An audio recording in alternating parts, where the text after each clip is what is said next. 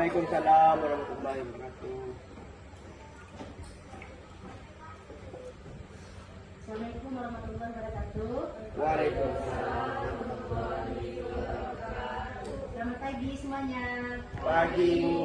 Apa kabar hari ini? Alhamdulillah baik Bu. Alhamdulillah Sehat. Alhamdulillah sehat semua. Jadi sebelum mulai pelajaran, coba lihat di bawah kursi apakah masih ada sampah. Kalau masih ada, tolong dibuang ke tempat sampah. Ada? Ada Bu tiket. Mohon ketua kelas dipimpin doanya ya. Silakan ketua kelas. Sebelum kita memulai perkuliahan kita pada hari ini, marilah kita berdoa bersama-sama. Berdoa mulai. Bismillahirrahmanirrahim. Alhamdulillahi Rabbil Alamin. Ar-Rahmanir-Rahim. Maliki Yaumiddin. Iyyaka na'budu wa iyyaka nasta'in. Ihdinas siratal mustaqim. Siratal ladzina an'amta 'alaihim ghairil maghdubi 'alaihim waladdallin. Ada semua ini. Hadir Bu. Berarti sehat-sehat semua. Oke, sebelum mulai pelajaran, di sini Ibu akan menjelaskan tujuan pembelajaran kita adalah ada 4 tujuan pembelajaran mata kuliah desain pembelajaran. Pertama, meningkatkan efektivitas dan efisiensi pembelajaran. Yang kedua, tujuannya adalah menyusun pengalaman belajar yang bermakna. Yang ketiga, menyesuaikan pembelajaran dengan karakteristik peserta didik. Yang keempat, menjamin tercapaian tujuan pembelajaran. Nah, pada hari ini kita belajar mata kuliah desain pembelajaran. Sebelumnya, ada yang bisa bantu Ibu apa itu pengertian pembelajaran desain pembelajaran?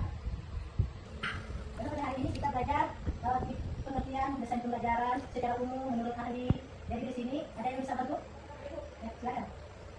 Desain pembelajaran adalah proses sistem keislaman masyarakat tempatnya dan mampu pengawasan agar pembelajaran berlangsung efektif, efisien dan bagi peserta didik. Oke, ada lagi yang mau menambahkan atau ada pendapat lain? Silakan, jangan malu-malu. Ada lain lagi selain Kapila? Dina? Desain kita, oke, silakan Kak Ida. Desain pembelajaran adalah rencana atau strategi yang disusun berdasarkan prinsip-prinsip pembelajaran untuk menciptakan tujuan institusional tertentu. Ini mencakup pemilihan metode, media, materi, aktivitas, dan evaluasi yang tepat. Oke, ada lagi yang lain? Dari 2 pemaparan saudara kita Kapila sama Kak Ida, betul sekali. Supaya apa? Supaya agar hasilnya sesuai harapan kita. Makanya dibuatlah suatu desain atau suatu rancangan atau pola. Misal, ketika kita mau membuat baju, kita harus ada polanya dulu. Itu namanya desain. Ada apa? Agar baju itu sesuai ukuran yang kita inginkan. Begitu juga dalam pembelajaran. Kalau desain itu dalam pembelajaran atau rancangan atau rencana itu bisa bentuknya RPP. Apa yang dirancang, apa yang didesain? Bisa bentuk media. Terus apa lagi yang dirancang atau yang didesain? Selain media, bahan ajar. Apa lagi? Materi. Terus apa lagi? Materi sama bahan ajar itu sama intinya. Apa lagi? Apa yang perlu kita rancang? Apa yang perlu kita buat sebelum kita melakukan sesuatu? Sebelum kita ngajar, apa yang kita siapkan? Apa yang kita desain agar hasil nanti sesuai harapan kita? Materinya kita buat dirancang sedemikian rupa sesuai dengan karakteristik peserta didik. Terus apa lagi? Medianya harus sesuai sama materi yang akan diajarkan. Terus apa lagi? Metode apa yang sesuai digunakan untuk materi pembelajaran yang akan dilaksanakan, betul? Nah, itu desain. Kalau pembelajaran adalah proses di mana seorang guru membantu siswa untuk belajar, memahami dan menguasai suatu pengetahuan, keterampilan atau sikap. Jadi ketika digabung desain pembelajaran itu adalah rencana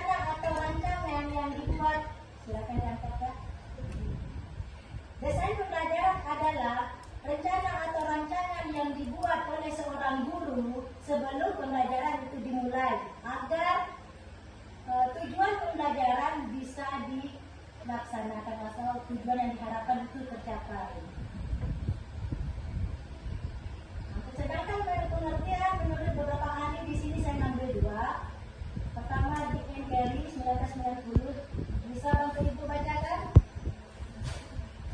Kelihatan?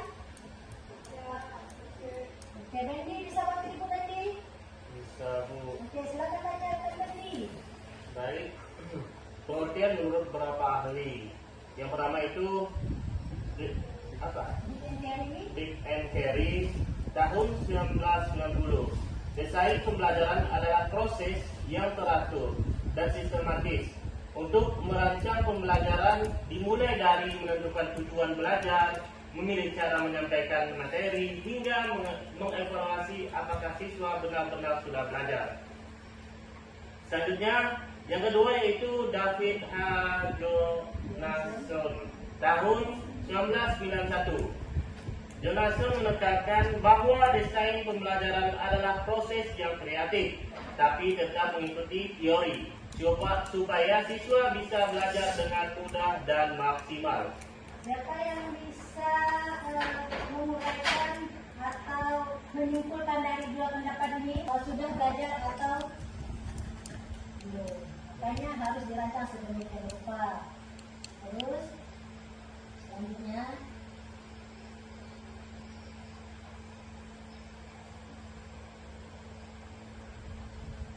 landasan desain pembelajaran di sini ada 3.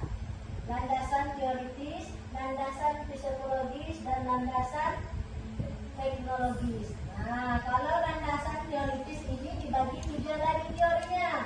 Behavioristik, kognitivistik, dan konstruktivistik. Nah, yang mana teori behavioristik ini adalah menekankan pada stimulus dan respon, adanya sebab akibat. Kita melakukan ini, hasilnya ini. Kita belajar, hasilnya pintar. Logikanya seperti itu. Kalau teori kognitivistik fokus pada proses mental dan struktur pengetahuan siswa, adanya proses. Berarti adanya, kalau proses adanya pengetahuan siswa.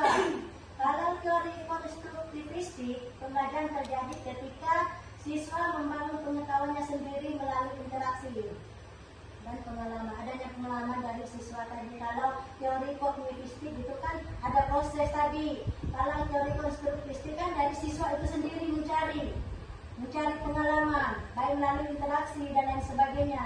Kalau teori behavioristik itu ada sebab, ada akibat. Itu perbedaan antara ketiga teori tadi, landasan teoritis tadi. Sedangkan kalau landasan psikologis, karakter atau peserta didik, baik itu dari emosi, namanya psikologis kan, emosi, usia, kognisi, dan lain sebagainya. Landasan teknologis itu sudah pasti karena bahasanya teknologi itu ada pemanfaatan media, baik itu alat bantu, apakah itu teknik atau teknologi informasi dan komunikasi dalam pembelajaran. Kenapa dalam pembelajaran? Karena kita bidangnya desain pembelajaran tadi. Adapun komponen dari desain pembelajaran, di sini ada beberapa macam komponennya. Itu ada 7 pembelajaran tadi. Kenapa? Apa yang harus dikuasai oleh siswa setelah pembelajaran? Terus kedua, analisis karakteristik siswa. Terus dari penjelasannya itu dari usia, kita bisa lihat latar belakangnya, kemampuan awal si peserta didik dan sebagainya. Kalau materi pelajaran sudah pasti isi dari penyampaian atau isi dari materi yang akan kita sampaikan. Strategi pembelajaran, apakah itu metodenya sesuai dengan materinya. Misal metode ini cocoknya metode apa? Misalkan contoh materinya kita buat tentang sholat, berarti strategi pembelajaran itu apa metodenya? Tentang sholat, ceramah, selain ceramah apa lagi? Praktek. Nah, itu berarti disesuaikan dengan materinya. Media dan sumber belajar itu alat-alat baik dengan laptop, proyektor, dan lain sebagainya. Evaluasi pembelajaran itu untuk menilai ketercapaian tujuan belajar tadi. Apakah tercapai atau tidak? Kalau tidak tercapai, di mana posisi yang menyebabkan siswa itu tidak tercapai tadi? Prosedur desain pembelajaran yang sering digunakan itu model ADI dalam proses pembelajaran. Model ADI itu ada kepanjangannya. A itu apa? Itulah tadi analisis. Dianalisislah suatu bahan pembelajaran tadi atau didesain tadi. Setelah dianalisis dari tujuan, kebutuhan belajar,